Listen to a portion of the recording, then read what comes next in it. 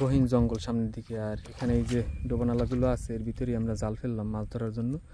চুপি চাপে মাছ ধরে এখান থেকে আমরা চলে যাব। দেখি এই সমস্ত ডোবানালাতে এখন চিংড়ি মাছ, কানমাগুর মাছ পাওয়া যায়। তবে কানমাগুর মাছের সাইজ একটু ছোট হয় এই সমস্ত জায়গায় যেগুলো পাওয়া যায়। জালটা আমি এই জায়গায় দিয়ে ছাড়াই দিই। তো দেখি আমাদের জালে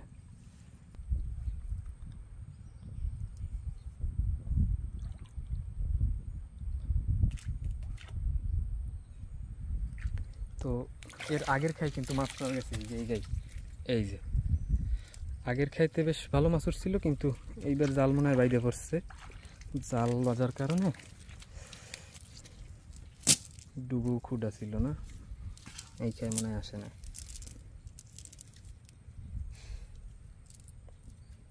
একটা দুইটা আছে, তো এই খাই আর মাছ আসলো না। এই জঙ্গলের ভিতরে অবস্থা।